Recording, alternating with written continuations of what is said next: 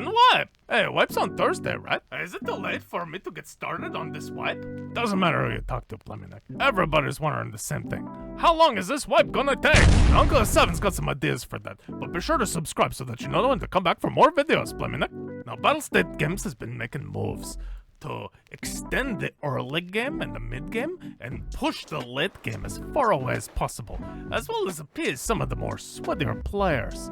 They're doing things like they reduce the amount of rewards and stuff that you get from Arena, so it doesn't let you progress nearly as fast. Like the levels is much lower, the experience that you get, as well as the rubles, the GP coins, the rewards, it's a lot less. It doesn't interfere as much with the economy as it did last one. They also had the flea market delay in the first few weeks of Wipe to sort of push out that early game, make players be a little bit more scrappy for a little bit longer.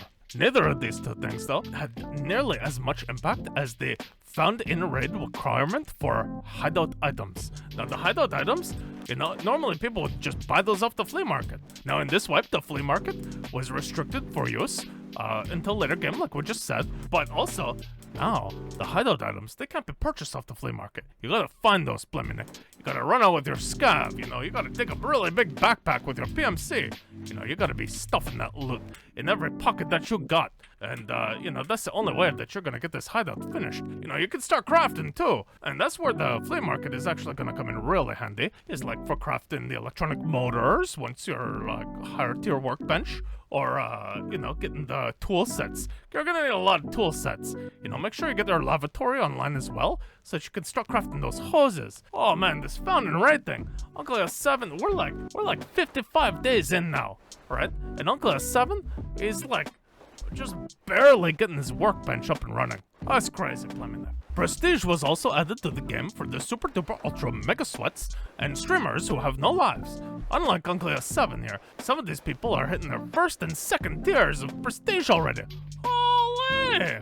Thank goodness, they resets them somewhat and allows these super sweaty mega ultra sweats to get back in the impoverished. Now, in case the reduced arena rewards, the delayed flea market, and the FIR requirement for hideout wasn't enough to stop you, and you're some kind of super duper ultra mega sweat or a no life streamer, and you managed to get your maximum hideout and like kappa and like all the stuff, they had offered a new system now called Prestige, where you can dump off all your stuff and you get a new dog tag or whatever. You get to keep some stuff, but it resets your account for the most part, like a mini wipe kind of. BSG does that so you don't have to go touch grass, If you're like one of these guys who's like always inside Tarkov, and you finished everything, maybe you get bored and you start thinking to yourself, I wonder what all that Uncle 7 was talking about touching grass, Well, now that you got Prestige, you don't have to start thinking about that. You stay in Tarkov, let Uncle 7 roll up on you while you're all poor, with his medikit, because he's not Prestige in Pleminek. No Prestige. No prestige for Uncle 7. We got enough. We don't got enough hours.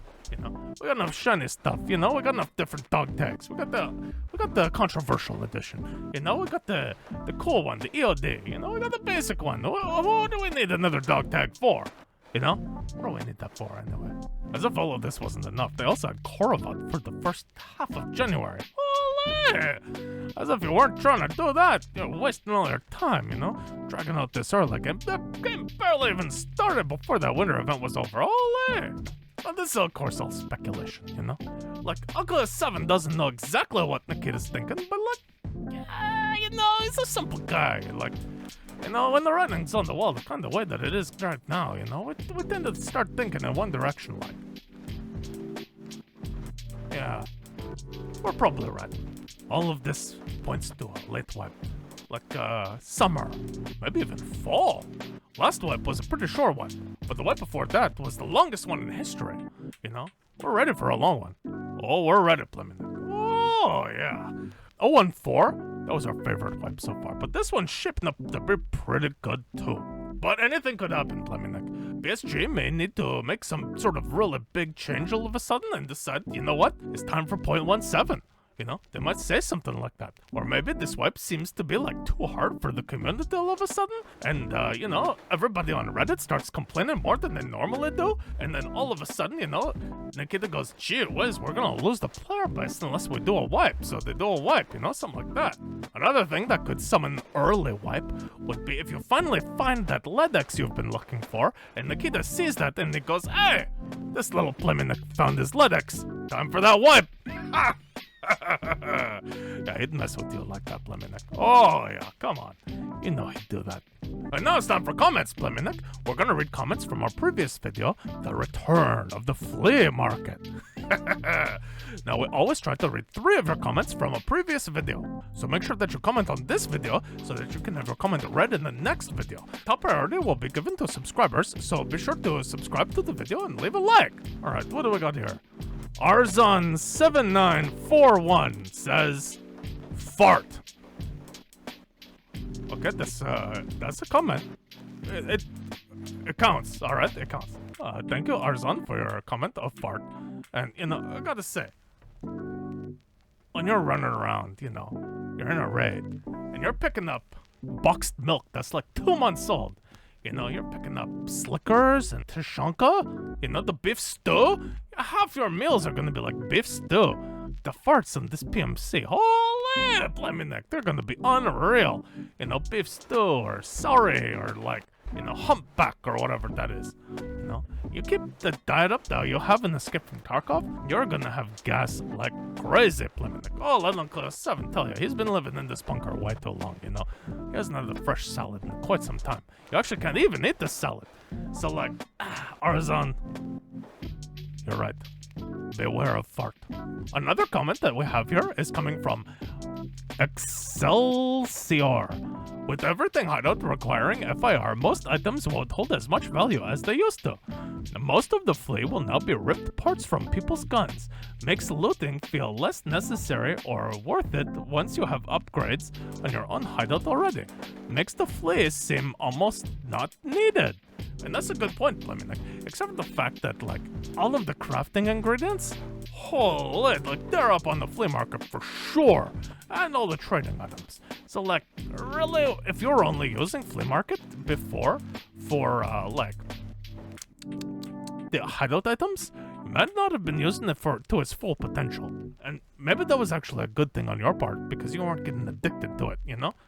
Yeah, might be the case. Alright, next we got Hunters Anderson. And Hunters Anderson says, it would be very interesting to see a limited flea market.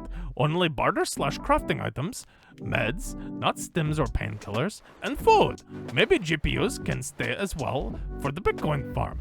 That's kind of interesting. Yeah, we said that in the last video. It would be really cool if maybe like the game progressed like season over season. And, like maybe the flea market works differently. Maybe the flea market is barter only between players, you know? All sorts of things you could do. It could be pretty cool.